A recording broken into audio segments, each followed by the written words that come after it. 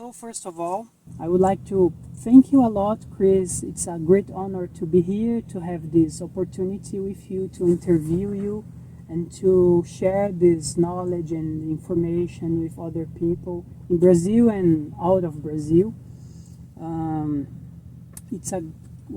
just thank you a lot for this opportunity. And you're welcome here at the University of Northampton. It's been a real pleasure to have you come and visit and do some research here with us, or at least do the first steps of some research with us. Yeah, I've been learning a lot, and it's a great opportunity, a great pleasure. The first question is, regarding your background in psychology and your experience in the field, how would you define belief? For me, the starting point is really with evolutionary psychology. So as a human being, our first objective is to survive. And in order to survive, we need to know something about our environment so we can predict it and we can interact with it safely and in a way that gets us benefits, like finding a mate or getting food, enough food to eat and shelter. And so beliefs are essential in that. So beliefs are simply descriptions of the world as we understand it, based on our experience often. Of course, things then get complicated because some of our beliefs are not based on personal experience. They are cultural beliefs. So we believe things because our parents or people in our tribe tell us that certain things are so we can learn from other people's experiences. And so even in a modern technological world, those are the foundations for how people come to have beliefs about a variety of things. Very often they might have their origin in experiences, but they're also influenced by and shaped by culture and expectation. Culture in the broader sense, in being a Western person, being a British person, but also culture in the sense of coming from a particular family with particular traditions. When we want to talk about paranormal beliefs, we again see that. So paranormal beliefs very often arise from spontaneous experiences.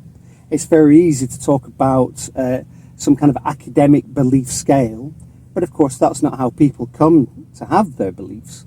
You know, something unusual happens to them and they want to try and understand it, and so they create beliefs about the experience that helps them understand it. And in paranormal terms, that would include things like maybe having somebody in your family pass away and then you having an experience of that person as if some part of their personality continues to exist. You might have a very vivid dream about them, which doesn't seem like an ordinary dream, and they seem to communicate in that dream certain things that you didn't know before or that reassures you in particular ways. And therefore, to make sense of that, you believe that people have a spirit or a soul, and that spirit or soul can survive bodily death, and that spirit or soul is capable of coming back to communicate to you in a dream. And of course, there are lots of other examples of how paranormal beliefs might arise in terms of personal experiences. Do you consider the study of beliefs relevant? So, is the study of paranormal belief relevant to parapsychology? Well, I think the fundamental task of parapsychology is to understand the nature of the experiences themselves. But it's really important to be truly skeptical. That is, that you've not decided on the issue whether these phenomena are ontologically real or ontologically false, that they might be explained better in other ways. Because of that, it is absolutely essential that parapsychologists are aware of the ways in which people might construct beliefs for social reasons. For example, that belief in an afterlife might be a way of giving people reassurance that the challenges that they face in this life and the struggles that they have might be rewarded in an afterlife. And so that they should remain satisfied with their lot because this is God's will, and after they've died they'll get their reward. So absolutely there may be social drivers that encourage people to have certain beliefs, and parapsychologists need to know about those as well. Parapsychologists need to know about what seems psychic but isn't psychic. In what ways can our perception system and our cognitive system deceive us into believing things in a particular way when those things turn out not to be true? An obvious example of that is the phenomenon called pareidolia, where people are very good at processing fairly random information and imposing shape or structure on it. The way in which we can see animals or faces in clouds, or in ambiguous photographs at windows and things that comes from the shadows that we can Or see. in energy plugs, for instance. Oh, absolutely. A Yeah. little smiley face on a plug, absolutely. And that's top-down processing. It's because we're oriented, as we said before, about survival, to process our environment in certain ways that's most meaningful to us. As human beings, it's important to recognize faces, because faces could be members of our tribe who are hiding in the bush somewhere. They could be the faces of predators that are just about to try and jump out and eat us. And so it's really important to be able to make swift decisions about those kinds of features. And of course that goes wrong sometimes. Sometimes what we perceive as a face isn't a face at all. And we need, as parapsychologists, to know about that material as well, because that would help us to understand, for example, testimony about spontaneous experiences.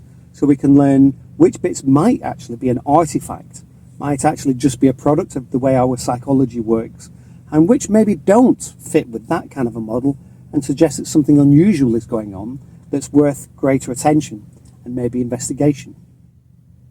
Now regarding to you yourself, moving a bit to yourself, Mm-hmm. do you think your beliefs have directed you towards psychology or field of study or career in any way? I think every researcher is influenced by their prior beliefs to do the work that they do. Whether you're a chemist or somebody working in quantum mechanics, you're drawn to those areas because you have a belief that those phenomena are of a special interest, that we can learn a lot from them and they can be beneficial to humankind. So always things we do are driven by beliefs and expectations. Hopefully much of that is founded on a good sense of the academic literature as well.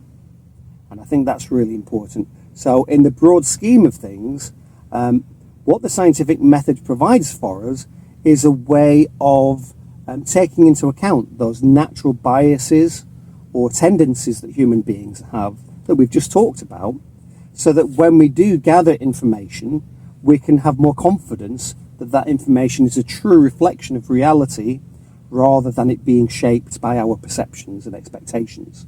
So the scientific method, since Elizabethan times, since Francis Bacon, has been driven by that sense that people make errors in their perceptions and their testimonies, and we can find ways to correct those errors.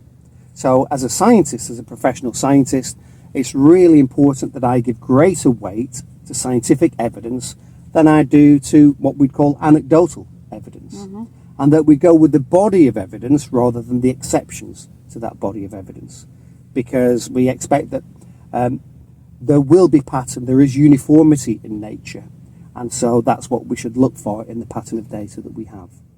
In terms of my personal career, absolutely. I certainly started out with a very broad interest in the great questions that should really occupy all of us. You know, what is it to be a human being? Why are we here? Do we have any purpose? What's the nature of consciousness? You know, how am I to understand what I'm supposed to do in this life? But then, of course, that's too great a problem. You would sit in your armchair all day and never do anything. So you need to find a way to channel that into something that hopefully is a little bit more useful. And for me, from an early age, I have been drawn to parapsychology because there seems to be a collection of phenomena here that seem to speak to the nature of consciousness in a very direct way. Phenomena that are relatively neglected by the scientific mainstream, where even my small contribution could make something of a difference. And so for that reason, from an early age, I wanted to find out more about parapsychology. Again, not with any vested interest, not with a sense that survival is possible, that telepathy is real, but in the sense that these are important questions to ask and to resolve. You know, so let's see what the data tell us and then have a more conclusive answer. Yeah, and I remember as well, once you told me about your interest from teenage years, when you used to read magazines about paranormal issues, and then that moved you towards your choice to go to psychology and also to study at Costler University in Edinburgh. So I remember Exactly. you can recall that conversation and your previous contact with paranormal and consciousness inquiry directed you to be here today in some sense. And I think Absolutely. that had some connection also to the way you started seeing the world and understanding things, and also it led you to develop this scientific inquiry. Absolutely. So in a rather dull way, I've actually always been led by science rather than the experiences. So I don't come from a family that has a rich history of beliefs and practices around the paranormal. Not at all. I don't have a rich history of personal experiences, particularly in childhood, that might have driven me to say, well, what was that about? I want to understand that thing. Instead, I just had that kind of general interest in big questions, including things like, alien visitations and things like that. When I'm 13 or 14, I guess most kids of that age are interested in those kinds of claims. But oddly, I found that rather dissatisfactory. Unsatisfying is probably a better word, in that they seem to be anomalies, but without any potential, any promise of being solved. So rather like an X-Files episode, the purpose seems to be to say, look, some things are just deeply mysterious. And that's very unsatisfying. And those same magazines that would have covered, Bigfoot or the Loch Ness Monster also carried articles about ESP testing at Cambridge. Or some of the research that John Beloff was doing in Edinburgh. And although in some ways that work is much more dull and much more steady, kind of rather sedentary, very small steps being made perhaps, I found it much more satisfying because at the end of the article they discovered something. So they might have discovered that there might be techniques where you can get people to produce telepathy in the laboratory, and maybe there's something special about shifts in state of consciousness that might be related to that. Well, that really seemed like a step forward in our understanding, and so I was much more attracted to it. And so my training has always been rather hardcore science, really. So I did physics, chemistry and biology for my pre-university qualifications. At university, my first degree is in biological sciences, so very quantitative and really quite objective in many ways. And I think over time since then, I've very much opened up to the qualitative, but that is very much my history. That's very much my starting point. That the attraction of control and kind of a methodology that gives us kind of accuracy and reduces ambiguity in the outcomes. So we have a clarity when it comes to making conclusions based on the evidence we've produced. All of those things are still really attractive to me and really important. At least it's very motivating, and for me personally, yes, very inspiring, I could say, to know about your background and your openness to different methods and perspectives and levels of inquiry and investigations. So, yeah, that's just a personal impact, I think, of observing your academic history and how you moved yourself and opened yourself to qualitative methods as well. And I think that's a very good quality for a researcher to be able to dialogue and to integrate different methods of research and understand their value according to the situations and problems of investigation. Absolutely, and that's part of the journey I've been on, is to open up. I think I had a very narrow focus to begin, and that has very much broadened. I'm very influenced by the adage that not everything you can measure is real, and not everything real can be measured. And that's really important because not everything reduces to something that's quantifiable. Meaning is crucial in being a human being. We are meaning makers very naturally. And so we need to acknowledge and respect that and build that into our understanding of the universe. Things that have a psychological reality have real impacts for people. And so we need to broaden it out in that way. So a very obvious way of illustrating that is starting out, and I think this is true of many parapsychologists, if somebody were to disclose a paranormal experience, our questions about that experience might be focused on, well, how can we plot the circumstances to start to rule out normal explanations? So could this have just been coincidence? Could you have been misperceiving the situation?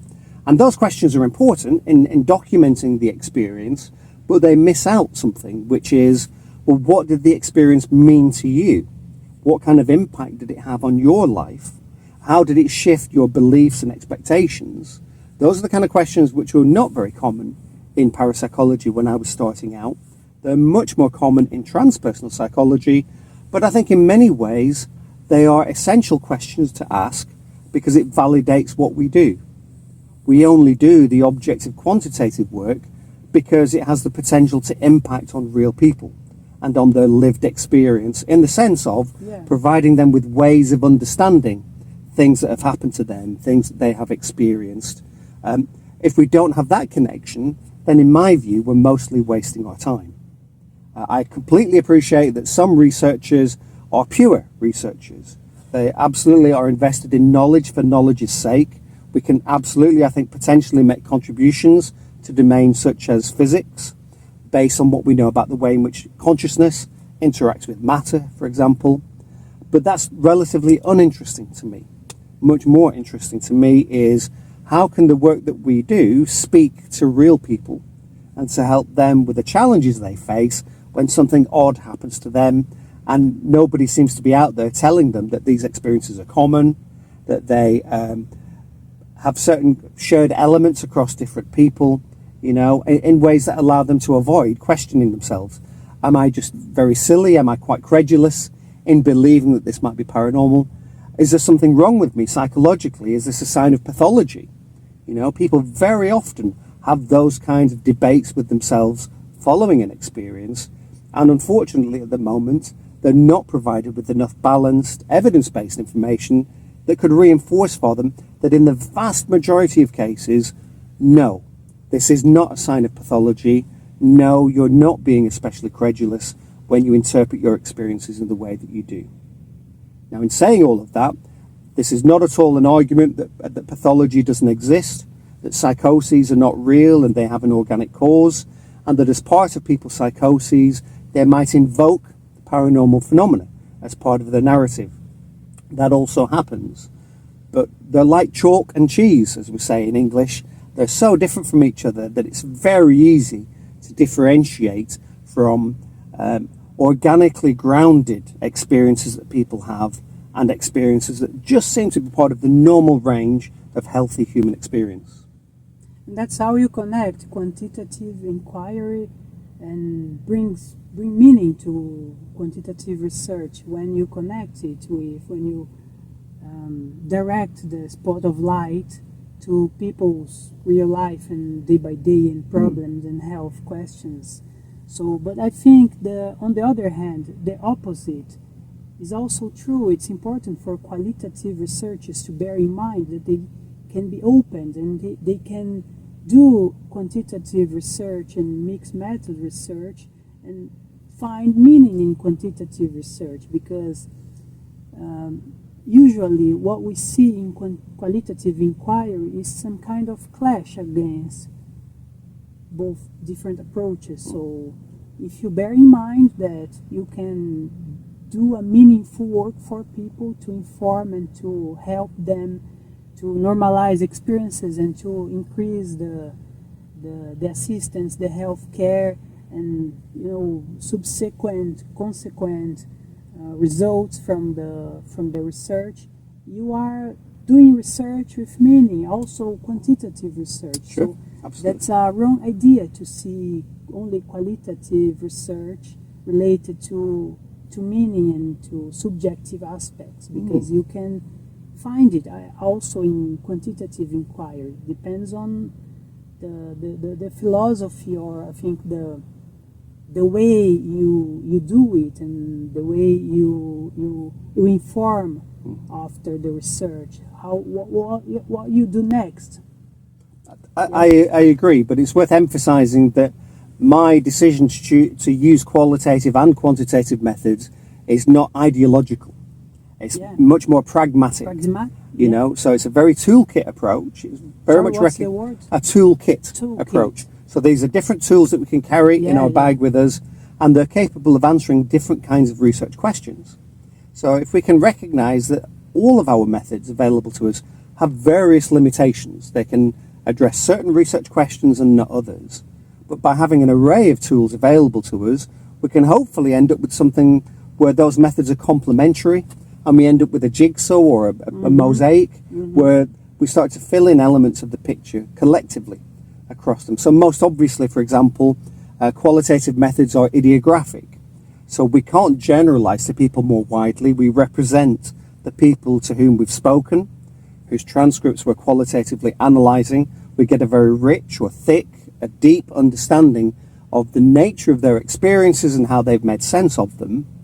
But we're limited in trying to say something like, these experiences are quite common. For the majority of people who have this experience, this is normally the ultimate outcome. Whereas quantitative methods are very good at answering those kinds of questions. So if we take, for example, Mike's PhD, who's working at the University of Northampton, he's looking at veganism and vegetarianism and its potential relationship to qualitative methods. He's conducted an interview study, which has been wonderful in giving us a deep insight into those adepts, or those practitioners, so very highly regarded, who have more of an insight into their process and can give us an inkling of how things work for them, how diet might impact on their capacity to use psi. In contrast to that, his quantitative work looks at how, for a very large number of people who happen to be practicing vegans or vegetarians, or people who fast sometimes, just serendipitously, just spontaneously, they sometimes have psi phenomena happen to them. And those spontaneous happenings are more common to some people than they are to some other people. Now, you must use a nomothetic approach, a quantitative approach, if you want to say something like that. These groups have this pattern of experiences, these other groups have this other pattern. You can't really answer that kind of question with a qualitative method. But taken together, we're very much not seeing two sides of the same coin. This is a coin with very many sides, but at least we're seeing two different aspects of the phenomenon, two different facets, maybe. Yeah, two different facets of the same phenomenon. Yeah. All right. So, returning to the personal experiences, I understand this methodological discussion is very important also, but I would like to address the conversation to the personal experiences. Maybe we can return to this later. You have grasped about your personal experiences, and you have said that when I was a child, I didn't have experiences, and also when I was a teenager, I didn't have any paranormal experiences. What about after the beginning of your career, doing research and during your undergrad studies and your graduate studies, or more recently, along all those years, have you had any paranormal? Have you had any experience in this way that recall to paranormal beliefs? Or Well, I've had spontaneous experiences which are meaningful to me. They don't amount to credible, objective evidence. They're not the kinds of things that I normally talk about publicly because I don't regard them in that way as evidential. But of course, in the course of any particular person's life, things happen which are rather odd or unusual that you can interpret in different ways. I think if you engage in this kind of subject area, those experiences are likely to be more common simply because of, for example, who you're interacting with. So I interact with healers, I interact with mediums, and in the course of that, sometimes they may have conversations with me that have meaningful contents. So those kind of things absolutely fit. Possibly more relevant is an anecdote about visiting a researcher in the US and complaining about how difficult it was to get participants who had some kind of psi ability to take part in our experiments. And her response was, well, have you thought about developing your own psychic ability and being your own participants? And shame for us to say, we had never thought of that before, but we have since. So we have a strand of research, particularly around things like dream ESP or the Ganzfeld, which we could talk about later if you want, where we would very typically be our own participants. We're able to design experiments these days that are automated. where the computer does all of the work, and so that makes it much easier for us to come into the experiment as a participant without having any inside knowledge. So in a typical telepathy experiment, the task will be to generate impressions that will help you to identify a video clip that's been randomly chosen for you. And ordinarily people will be shown 4 video clips, and their task is to say, well, which of those 4 do you think was your target? While they were in the Gainesville. Yes, or while they were at home sleeping and dreaming the night before. Okay. Exactly. Those kinds of situations. And all they have to do then is to say, okay, well, here's what I dreamt about. Here are the correspondences. So I dreamt about driving a car. This particular video clip has people driving cars, so there's something going on there. I dreamt about water. This other clip has water in, etc., etc. And in that way, they can use their subjective experience and translate that into something quantifiable. Because we know if there's nothing going on, then they would only be able to choose the actual target 1 time in 4. There are 4 alternatives, and there are no clues as to which is which. So they should only choose it 1 time in 4, and people don't. They tend to pick the target about 1 time in 3, maybe a little bit more than that. So it doesn't sound like a great shift in the right direction, but after lots and lots of trials, it's enormously statistically significant. So that's the backdrop. And then we have a situation now, because the computer's doing all the heavy lifting, that researchers can be participants in some studies. And we find that really useful for our PhD students when we have the opportunity, so pre-lockdown, especially before COVID, where they could come in and we'd just, as a side project, we'd do a Dream ESP study.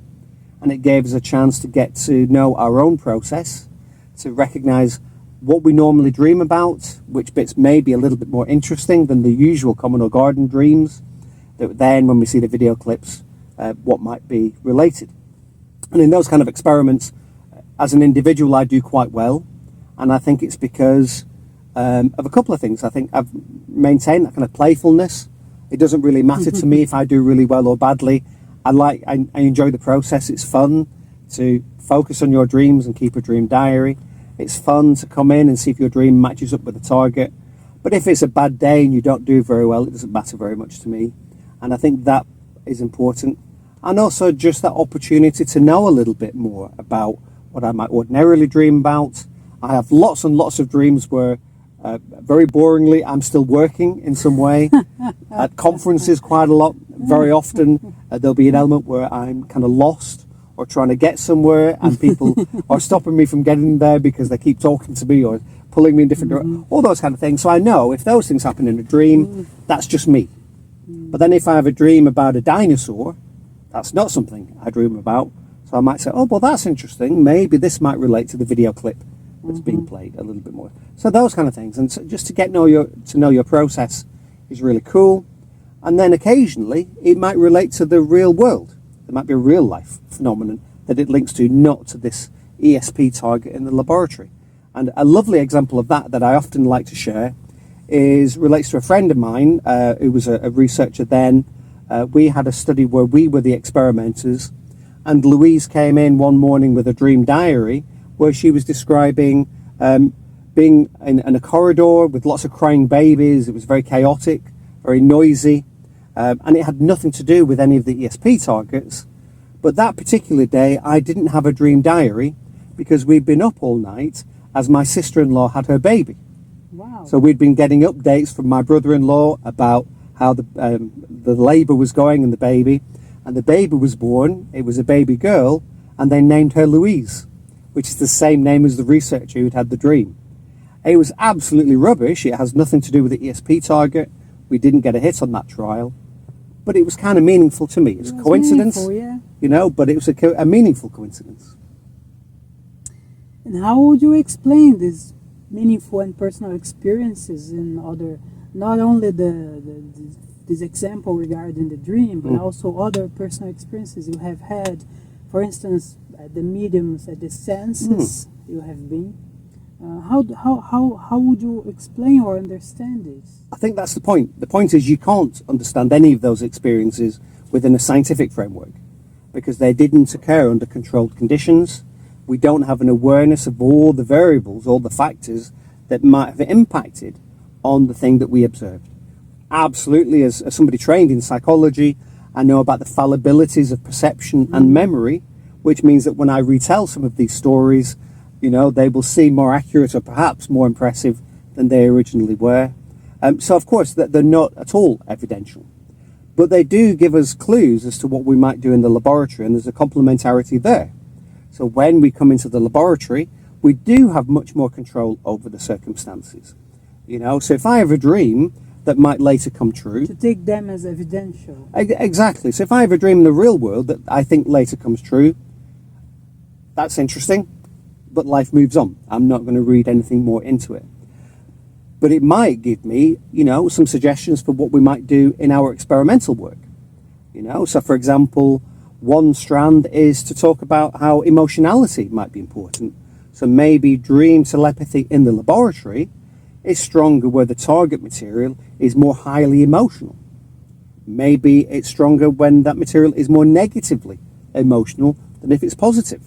So those are the kind of features that we might have an inkling of from the spontaneous real world situation, but it only really becomes evidence when we look again for it in that controlled setting. Now that at all, but it's the kind of evidence we're looking at, that doesn't at all dismiss qualitative research, because the qualitative research strand has a different agenda completely. It's not about evidence of that sort. It's very much about authentically representing the people who've had these experiences and their understandings. In my view, it's very much underpinned by the notion of psychological reality as being necessary and sufficient. If we go back to Jonathan Smith's original work with IPA as a qualitative method, that focused very much on how people manage chronic pain. IPA, you mean interpretative phenomenological analysis? I was trying to avoid saying interpretative phenomenological analysis on tape, because everybody trips over that. Everybody just calls it IPA instead. Right. But it's a qualitative method. And Jonathan Smith's work looks at how people cope with chronic pain. And of course we can have quantitative parameters of what chronic pain is like, what its origins are, how it's manifested physiologically, but none of that gets close to understanding what it feels like to be somebody for whom that's an everyday experience. When you wake up, your first awareness is of the pain that you carry. When you go to sleep, the last thing that you know is the pain that you carry. For those people, the psychological reality is the only reality, and qualitative research sits in that place. I think it's really important in parapsychology, because I think many people underestimate how profound and how important spontaneous experiences are for real people. If we do survey work, we're able to answer questions like prevalence. So what proportion of the population has had an experience of this type or that type? And that's interesting and relevant. I've done that kind of work myself. But it doesn't get close to understanding how that one singular experience transformed that person's life. Another approach that I'm very keen on is I've spent a lot of time looking at collections of cases. So people might write letters describing their near-death experience, describing a spontaneous paranormal experience. We're working especially, for example, with the Alistair Hardy collection that some people listening might know of, and also the J.B. Priestley collection, a playwright in the UK who invited people to write to him about their experiences of odd kind of shifts in how time moves, of this normal sense of the progression of time, and he asked people to describe situations in which that flipped in some way. So the most obvious example is that people might have had a premonition. They knew something before it had actually happened. And in reading those letters, there are two things we find. One is a documentation of the event itself, but another, very often people talk about how that's impacted on them. It's given them pause. It's allowed them to think of themselves as a spiritual being, not an organic, encapsulated body who's restricted only to the senses that we have and the cognitions that our brain is able to provide for us, but that there is a spark of the divine, perhaps, or something that's more deeply interconnected with others and with reality in ways that can transcend time. That's how people muse on and reflect on their experiences, and that's how they understand their nature. And when they do that, it gives them solace and comfort when something later on happens to them. So, for example, they might be involved in a serious road accident.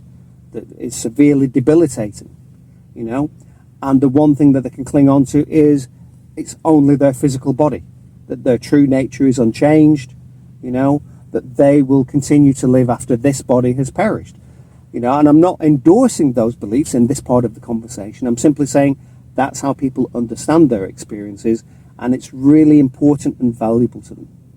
A really good example is the Alistair Hardy collection. So Alistair Hardy was a marine biologist. He was particularly active, I think, through the 60s, possibly even the 70s, but his marine biology goes back probably to the 40s and 50s.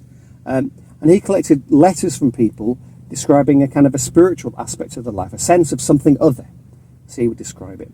And in that, people would describe synchronicities, they would describe apparitional experiences, but they would describe things that had happened to them maybe 30 years previously. And these were experiences that were still now, 30 years later, vivid and important. Important enough for them to share them with other people. But only selected other people, because they know that if they share them more widely, they'll be labelled, you know, an idiot, a fool, or they'll be labelled as somebody who's a little bit kind of crazy. So they're very selective in discriminating in who they share them with. But in those 30 years, they've carried that experience with them. And it's been a kind of a touchstone for them. Something that they could rely on, something that they can go back to in difficult times. And I think very often that's not sufficiently appreciated by parapsychologists or other people who are doing this research. Those are the people we're doing the research for, I think. And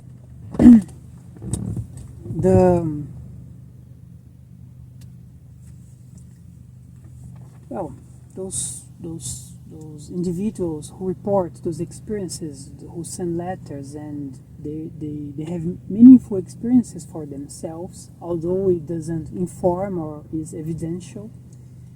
But they find explanations. They may draw on personal religious beliefs, spiritual beliefs, or scientific theories to try to explain their personal experiences, taking into account the experiences you have mentioned, your personal experiences. Although you say it's not evidential, it has meaning for me, and they might represent meaningful coincidences as well. We have mentioned about synchronicities.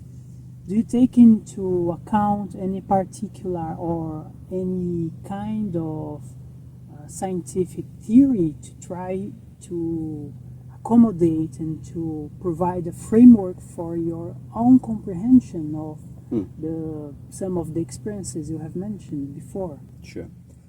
The short answer is no, because I think it's premature for us to think about interpreting things in that way. I don't think we have theoretical frameworks within parapsychology yet. I think we have models which are more narrowly focused on explaining smaller collections of data. So I think models are really important. They're a way to summarize observations in ways that are meaningful, that identify patterns among those observations. And I think there's some useful leads from that respect. But these are at the level of saying, for example, that for human beings, altered states of consciousness seem to be relevant. That for people who don't claim particular ability, those natural shifts in conscious state seem to relate to spontaneous psi phenomena. When we're in a very ordinary waking state, we're very much engaged with our conventional sensory systems, and there doesn't seem to be much room for psi-mediated information to bubble through. But when we're in a shifted state, if we're meditating, if we're drifting off to sleep, if we've taken psychedelics, under those circumstances, the shift seems to enable that quiet voice to be a little bit louder, to be more readily heard, and people can notice psi-mediated information. Additionally, absolutely, it's very clear that this isn't something that's evenly represented across the human population. It's normally distributed, so that kind of U-shaped curve. As with most human capacities, there are some people who present with very extreme high levels of aptitude or ability, people who seem to have no aptitude or ability at all, and most of us sit somewhere in the middle. And in that respect, that's no different from cognitive ability, running ability, whatever you might say, verbal ability. In that sense, then, it suddenly becomes obvious that if psi were real, it wouldn't necessarily be something that everybody notices. For example, people's visual capacity under darkened conditions varies from person to person. If you present a very dull light or a flash that's very brief, some people will notice that light at a period, at an exposure time, for example, when other people say, I can still see nothing. And that's a useful analogy because it shows that even though some people are oblivious and don't notice a stimulus, doesn't mean that that stimulus is unreal. Mm-hmm. If only some people notice it or are aware of it, it can still be a real phenomenon. And we see some examples of that. I'm very excited about things like the highly sensitive person construct. So the idea that some people are sensitized, for example, to bugs in the environment. So some people are more likely to have asthma or to have allergies to triggers in the environment. Some people are more sensitive to electromagnetic fields. Some people are more sensitive to geomagnetic fields. So there are lots of ways in which some people are more sensitive than others to features of our environment, and those features have a reality, even though not everybody can have an awareness of them. And I think that's a really important analogy for us when it comes to psi phenomena, because it isn't the case that if psi were real, then anybody could rock up and they could see something. We could bring somebody to the lab and we could inject them with something that some people react to, and come out in a rash, and this one person doesn't produce a rash. That isn't a refutation of the linkage between the injection and the rashes that other people experience. It just shows that it varies from person to person. Now about your peers, your colleagues, along your professional practice. So we're talking about personal experiences and the way people understand it. Has anyone ever reported any such experience, any of your peers, your colleagues, and do they talk about it openly or not? Again, I don't think it's a priority for researchers to privilege our own personal experiences. So that tends not to be a big feature of our conversations, in my view. I think our conversations absolutely are about exciting discoveries in the research that we do, whether that's quantitative or qualitative. And also when we represent others, those others are much more interesting to us than we ourselves are. So when we're talking about a group of people who've been for healing, so I'm just at the beginnings of a healing project, and I'm really enjoying spending time with people who are practicing healers. I want to use the word professional healers, except that these are people who typically don't receive any money for the service they provide. That's why you use practice. Exactly. But in the sense of professional, in the sense that they've been through a process of learning and they are highly regarded by their peers. In that sense, they are professional, but they absolutely see what they do as a way of being in service to their wider community, to help other human beings on their journeys. Which is very laudable, I think, that people regard that. And it gives their life meaning, of course, and purpose. And I'm very much enjoying time spent with them, just finding out more about how they understand their healing capacities. And again, this is ontologically neutral. At the moment, although later on we're going to be doing a randomized controlled study, at the moment our interest is very much in how, necessary and sufficient conditions, how this works for you, what it feels like phenomenologically during a healing session. How might it feel for the healee during those sessions? Are there certain features that are ritualistic but which are psychologically important to you, in the same way that they might be for other people who are involved in performance of some sort? So actors or sports people very often have rituals that psychologically are really important in order to enable them. So I'm certainly very interested in that.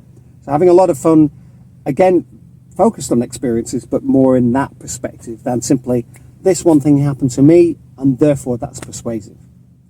The problem with individual experiences is that they are much more persuasive to the person who had the experience than they could ever be to others. Well, I completely understand when you talk about the power or the strength of evidence for individual experiences, and about researchers having those personal paranormal experiences, and they may share with their peers and colleagues, but my emphasis when I do this question is not about the exactly how strong it may be to inform research and to convince the researcher about the theories and the topics the researcher studies, but more about personal things. Is there room in researchers' relationship to discuss these topics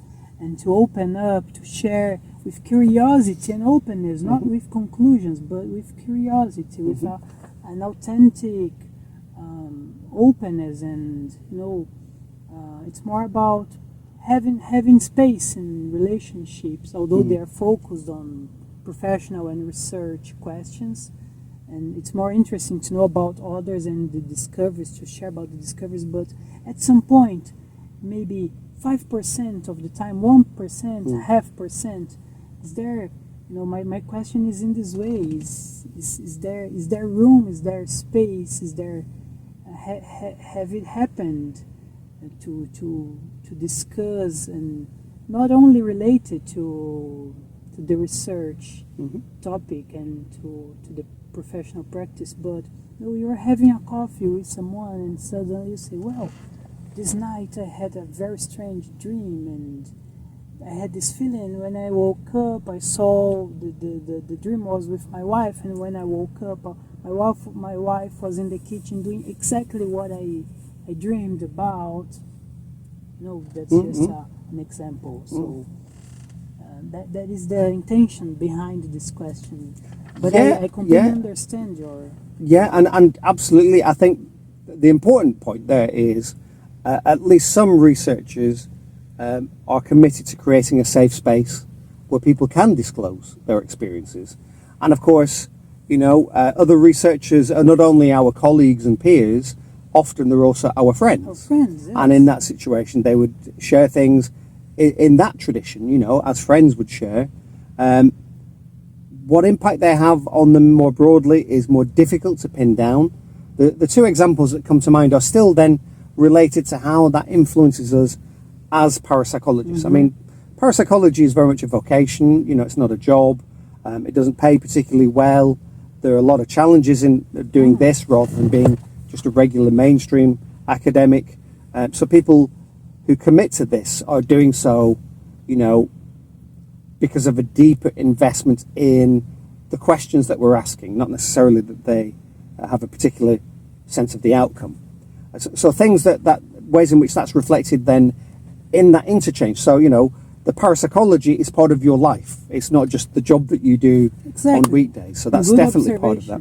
Yeah. Good point. And two good examples of that would be, I think, William Broad, for example, and some of the qualitative, the transpersonal methods that he and colleagues have developed. Rosemary Anderson in particular, he and Rosemary have written a book on qualitative research methods. They work with methods like intuitive inquiry, where you allow space in that nurturing stage of developing a project for your own intuition to impact on the design that you end up with, or the way in which you frame your question, or how you might recruit participants, or how you might interact with them. So very much there's a tradition there of recognizing that you yourself have the opportunity to be inspired, and for that inspiration to come from your unconscious, to come from your deeper connection with others, from some greater, higher power, who knows. But however you might understand it, nevertheless, you allow a process for that to be accessed. And the other obvious example would be the Krippner and Ullman dream telepathy work. The book you are revising. Yeah, that I'm reviewing, reviewing for exactly. the new edition. Exactly. So there's a new edition of that book. And, the Dream ESP laboratory work has its origins in therapeutic practice. The fact that in ordinary therapeutic practice, your client might come along with a dream account, And part of your analytic process would be to share that dream and try and make some kind of sense of it symbolically. And then, lo and behold, discovering that those dreams included synchronicities or included things that we would regard as precognitive or telepathic, where the client might describe incidents that happened to the therapist and his wife, on the occasion that they were dreaming. And then using those lived experiences as a foundation to say, we need to take this seriously, we need to explore this more carefully, and then coming into the lab to do some dream telepathy experiments. So there are certainly examples of that sort. I have a lovely example of a project that I supervised, a master's level project, where the students was very interested in finding people who were on the boards of FTSE 100, so the major companies in the UK, FTSE 100 companies, who used intuition as part of their process. So she wanted to interview those people and find out what role intuition could make in business decisions. You'd imagine a very hard-nosed environment where it would be very difficult to justify drawing on your own unconscious or dreams that you'd had and so on. And she was struggling, as you might imagine, to get participants for this study. And on one occasion, she was sitting in a park in London, and a woman came over to her and said, I don't know why, but I feel compelled to come over and talk to you. Do you mind if I sit down? Who are you and what are you doing? And so my student explained that, among other things, she was doing a master's project, blah, blah, blah.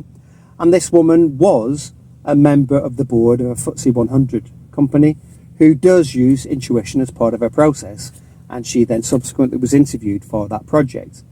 So, that's a sense of how, again, I'm not reading anything into that in terms of saying this is evidential of anything at all, but simply the idea that people who are open to intuitive processes find that they have experiences that fit with that kind of a model. And she very much, as part of that early phase, was in that intuitive phase, and for her this fits very well with the idea that she was attracting people to her who would be appropriate for her study. Interesting way of recruiting participants. Well, exactly. Oh, yeah. I wouldn't, advise people to do that. Indeed. who knows who might be in touch in the future. Well, let's check. Yeah. Let's see what happens Yeah. next. Yeah. You mentioned a bit about when we were in the question about the personal relationship and about personal experiences. You connected the choice for parapsychology as a personal inquiry into the problems of consciousness. Well, is there something beyond or not? And in parapsychology, we have various terms. Various terms are employed by the community and in the literature, like paranormal experiences, anomalous experiences, unusual, exceptional. You have also mentioned transpersonal, spiritual, psychical, and so on. Could you comment on the differences in the use of these terms by peers and in the literature, and which you consider to be the most appropriate and why? Well, my starting point always is to quote Shakespeare. A rose by any other name would smell as sweet. And so by that he means the name is much less important than the entity. And here I think we might use different terminology with different audiences because they are more comfortable with that terminology. And terminology has associations, but those associations are not constant. So what informs the use of the terminology is the public you are researching. I think for so. Whom you are communicating your research. Absolutely. So this is rather a different situation from, for example, shifting from calling flying saucers UFOs and now calling UFOs UAPs, in a sense of kind of shedding ourselves of baggage, conceptual baggage. That the shifting here isn't at all in any sense suspicious or a maneuver in that way, but it does reflect the idea that perhaps on different occasions we're talking about slightly different collections of phenomena. I think the idea, for example, of having an umbrella term in itself is an assumption. It's an assumption that these various phenomena have something in common. But really, do they? Does an apparitional experience have anything in common with a premonition experience? does a premonition have anything in common with, believing that you've experienced a Bigfoot kind of phenomenon? So because we have a paranormal belief scale at the moment that includes items that look at things like the unluckiness of the number 13, and also what happens when you break a mirror. Different contexts. Yeah. So these things are not static; they're not fixed, so they are fluctuating, and so we have to acknowledge that when we apply labels to them. Paranormal is problematic because it implies that these phenomena are different from the norm, from what is normal. And of course, surveys show that that is not the case. They may be unusual to a particular intellectual elite who seem to be immunized from them in some way, or at least not talk to each other about them. But among the general public, these are extremely common experiences. You may not have a deja vu experience very frequently in your life, but it's likely you will have a deja vu experience at some point in your life, at least once. That's just the way those phenomena are. So they're quite common, and because they're quite common, then they're part of that normal range of experience. So it probably doesn't seem helpful to call them paranormal. There may be para-conventional explanations. We have standard physical theory explanations of the world around us. It's worth adding a caveat straight away, which is, as far as I understand it, no model derived from quantum mechanics or derived from general relativity has anything at all to say about consciousness in the sense of consciousness as qualia, as in the subjective lived experience that we all, as living beings, share. Many living beings, I'm sure, have a conscious experience which is comparable with, equivalent to, in important respects, a human lived experience. Science has nothing at all to say about the occurrence of consciousness. So in that respect, anything that involves consciousness is paranormal, if you want to use that term. I'm quite comfortable with using the term anomalous experience, mainly because of that sense of what is conventionally allowed or expected, and it does sit outside of that. It really does, because although it's commonplace, there's a taboo about these phenomena, and as a consequence, people, when they have these experiences, think that there is something odd about them. It can be a source of distress for people because, is it normal or healthy to be visited by your deceased relative? Is it normal or healthy to have experienced the birth pains of your twin sister when she was in labour in another country? So in that respect, there can be a source of concern for people. So I'm comfortable with anomalous, but some people reject anomalous because, of course, some of the associations to anomalies is that they are marginal or peripheral, they're oddities. So in that sense, they're diminished. And I think that would be unfortunate if that's how people understand that term. For the reasons I gave before, that these experiences are not particularly small in people's lives. We find a way to reorient to the real world. So we're again preoccupied with the mortgage, what's going to happen on our favourite soap opera, whether our favourite sports team, whether Corinthians are going to win their next football match. Or Preston. Yeah, exactly. We very easily become wrapped up in the mundane, perhaps because there's some kind of survival value in not constantly wrestling with the profound and the transcendent, but we do seem to shift in that way. And the same happens with regular people. We have a really weird thing that happens to us, and then we're preoccupied with it for a few days, and then it kind of fades or slightly goes out of focus, and then we suddenly find ourselves back saving for the holiday or for the new car and getting back on the treadmill, working for the man, and forget about all of that stuff. Forget that we might have a spiritual nature and that love and relationship and connection are the really only important things that matter, not money or the size of your house. So it's very easy to fall into that. So you also prefer to be pragmatic concerning the use of the terms, right? That's what Exactly. I get. Yeah. Because I'm not a theoretician, so I'm not really somebody who has developed any theoretical overarching models, and I don't necessarily want to make assumptions about the phenomena that I'm exploring. I'm very bottom up, so I'm very interested. Yeah, so, and by that I mean you start with observations, so your data, you look for patterns in those observations, and then you try and account for those observations in your description. Okay, you don't impose from top down terminology. No, exactly. You extract the terminology according to the public and to the data you have. Absolutely. I mean, I'm very excited by some of the psychological models we have.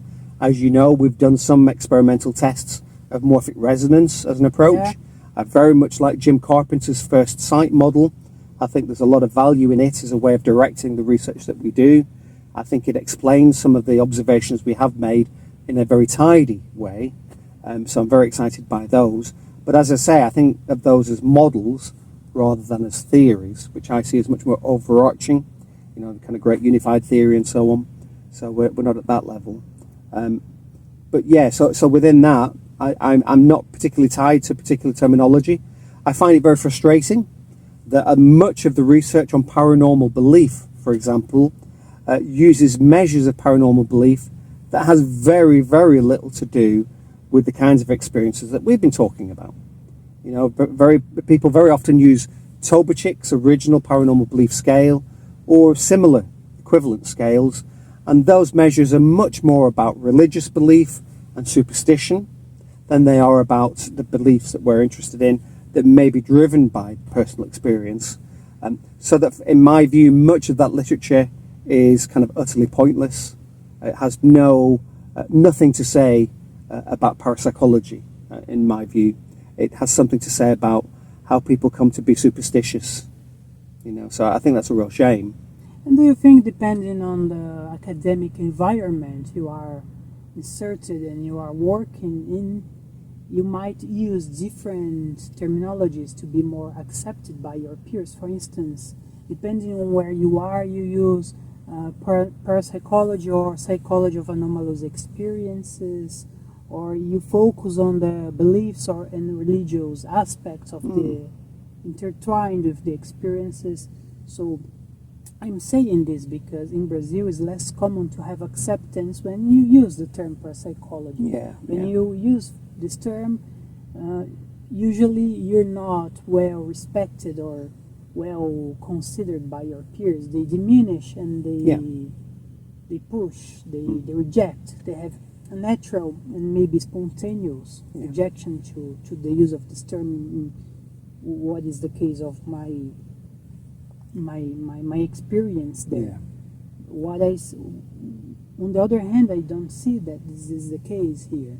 You might use I think it probably is. It's maybe more subtle. I think that the starting point is to say I don't believe there's anything underhand about using different terminology with different audiences.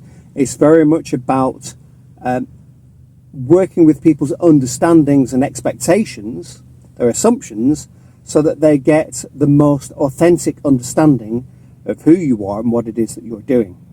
For example, I'm quite comfortable with the term parapsychologist, and I do use the term sometimes to describe myself, but I'm very aware that it's not a protected term.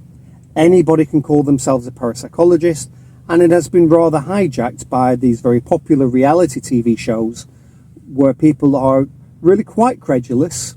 You know, they're looking for thrills and they're looking to latch onto something as potentially meaningful without any sense of kind of a scientific approach, one that might actually add to our knowledge base. And I can appreciate that if I simply said to somebody I'd never met before, I'm a parapsychologist, those would be the associations that they have first of all. In those situations, it's much better for me to say, I am a trained psychologist who has a particular interest in anomalous experiences. So to give you a good example, as a research team, we had some debate regarding a paper on after-death communications, where people have apparitional experiences while they're going through the grieving process, typically. And we had that paper published in the British Journal of Psychiatry, the open version of that journal, so it's open access. Anybody can read that article. And it was important to me that we talk about hallucinations of the deceased in that paper, because that's the kind of medical terminology that must be used in that context. Psychotic-like experiences. Well, but that's the important bit. So the important bit is not the how you name the rose, but how you then go on to describe it. And so we start in that paper to say, this paper will be about hallucinations concerning the deceased. And we very quickly go on to say, by hallucinations, we're using this in an ontologically neutral way. In fact, it's the same way that the founders of the Society for Psychical Research use the term hallucinations in some of their work, like the Senses of Hallucinations, for example, as something which may not necessarily have an objective trigger.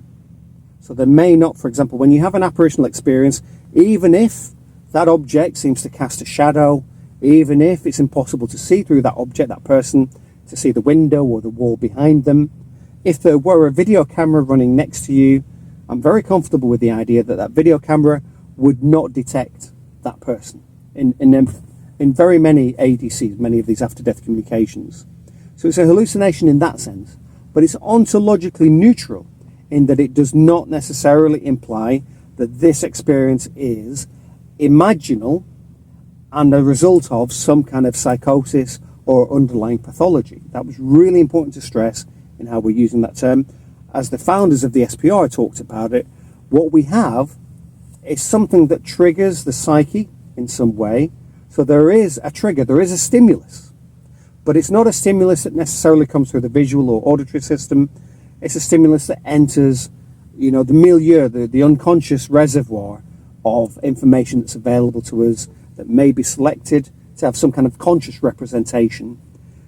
That's what these hallucinations are.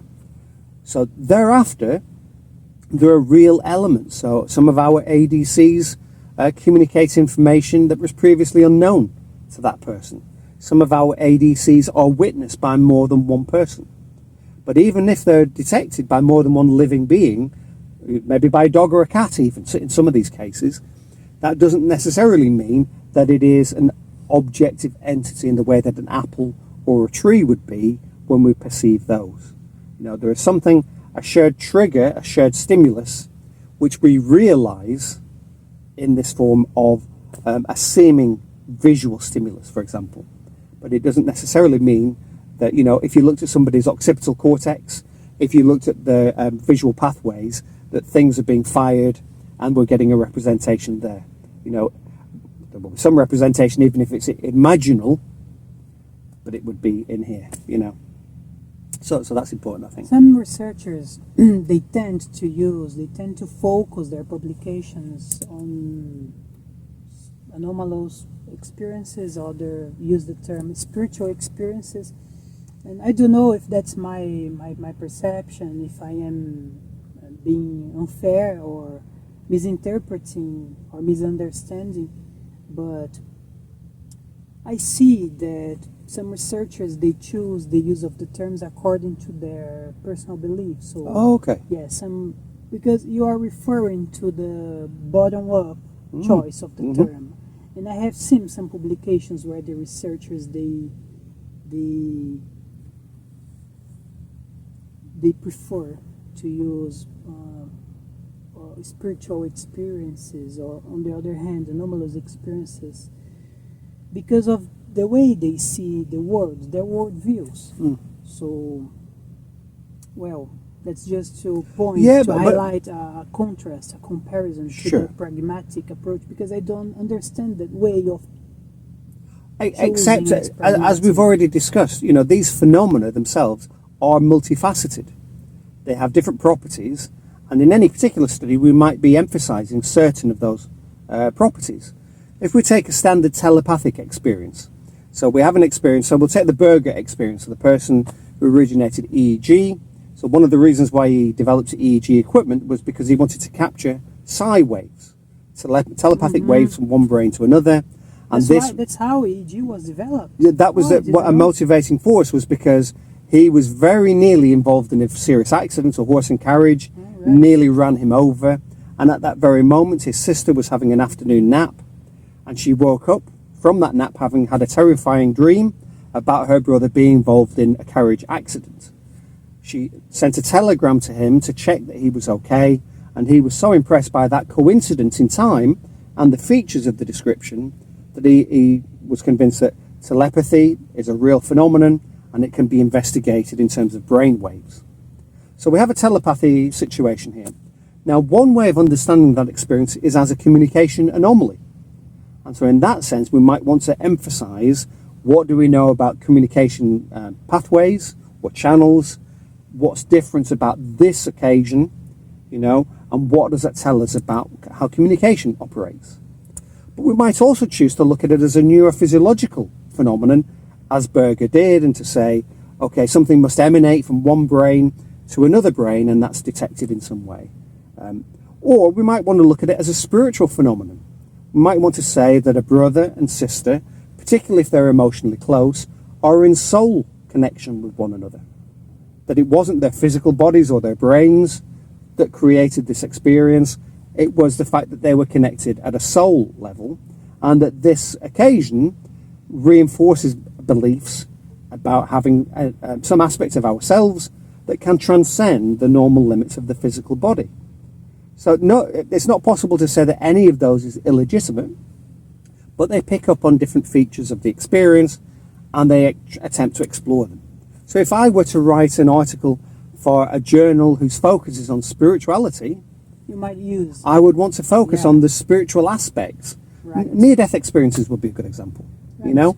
So clearly, an NDE is of great interest to spirituality journals. Mediumistic experiences as well. Yeah, absolutely. Yeah. But equally, an NDE would be of interest to people interested in medical features.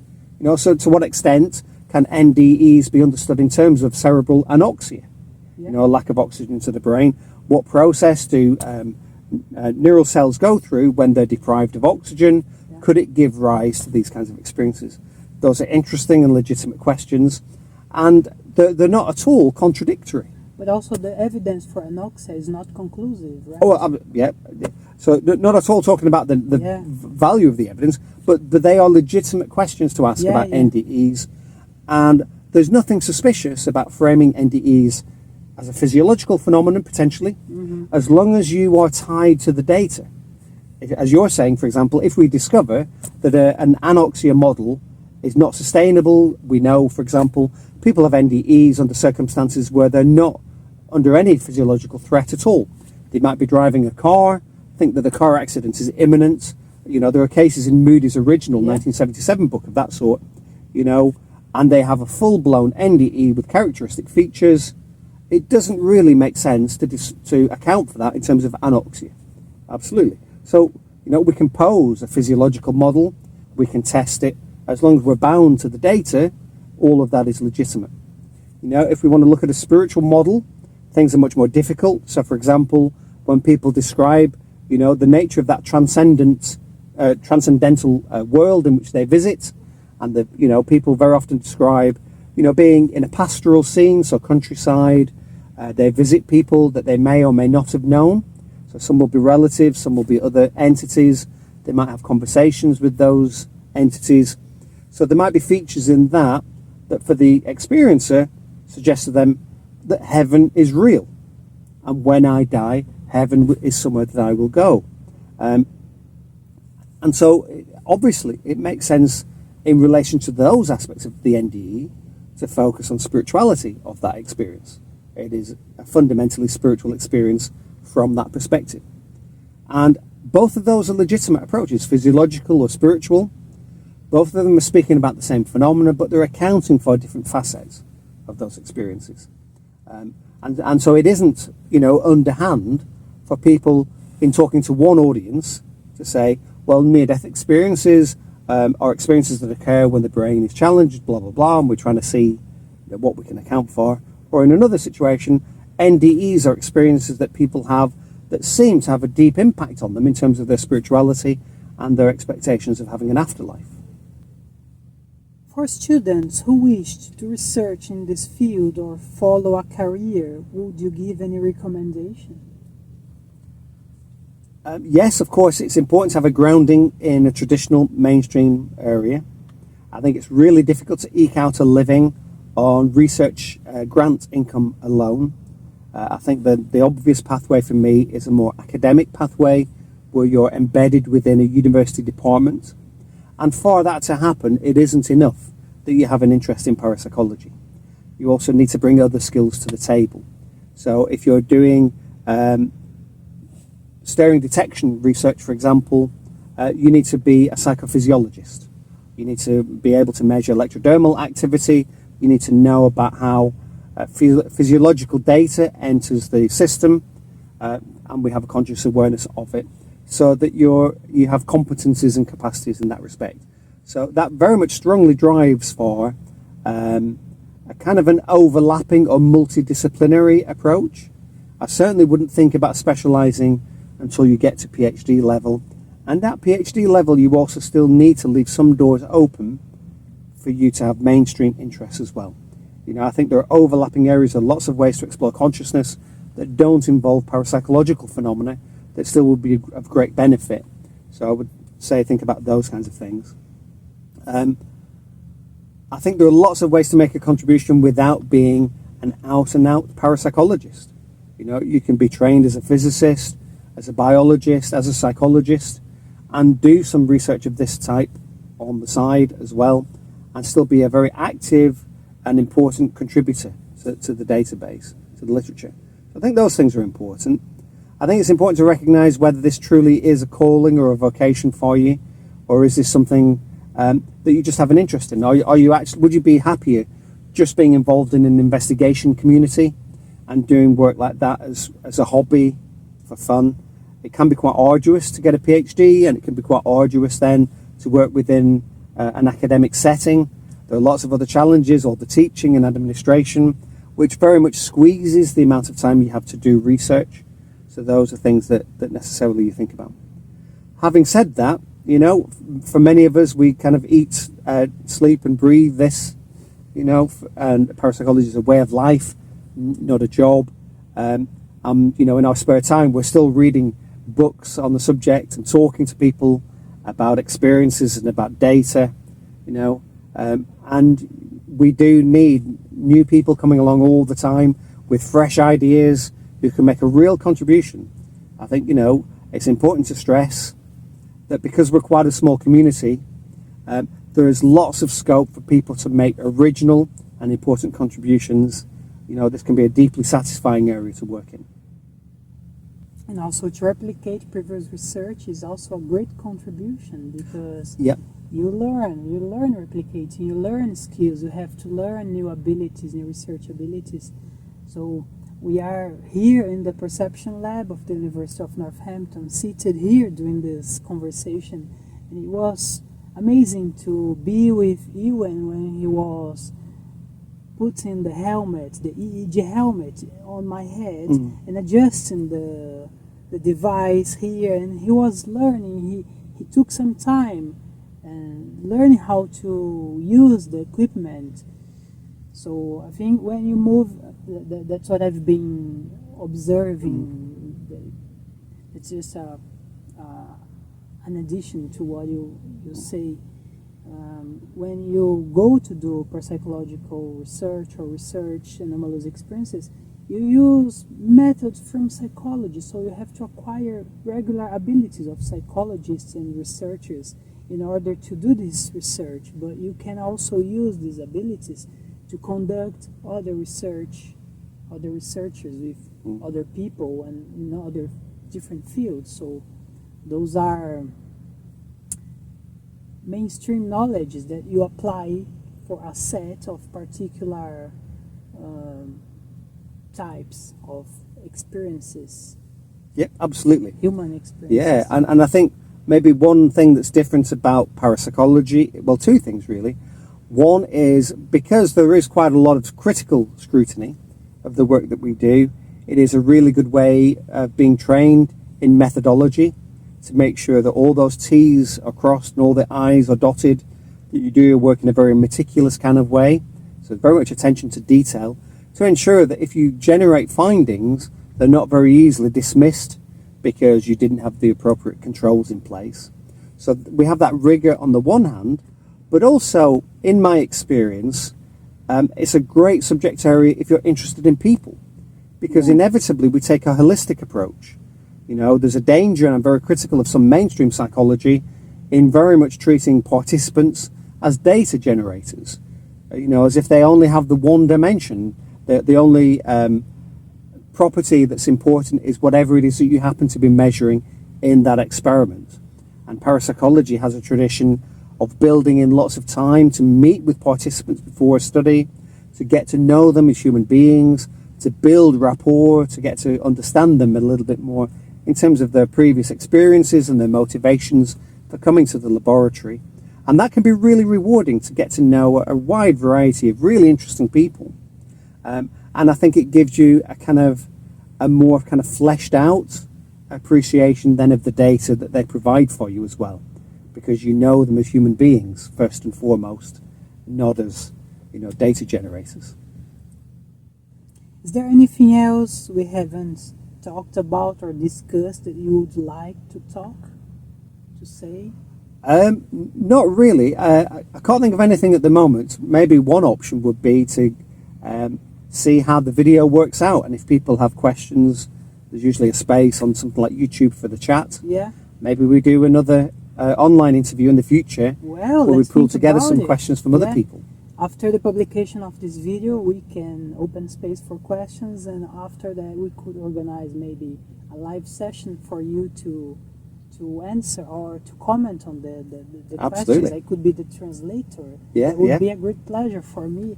And as you don't have anything else to say, what I have to say is, it's a great pleasure for me personally and professionally to have this opportunity to interview you, and also to do this period of my PhD studies here at the University of Northampton, to learn from the X team and to learn from you, to be with you along all this time.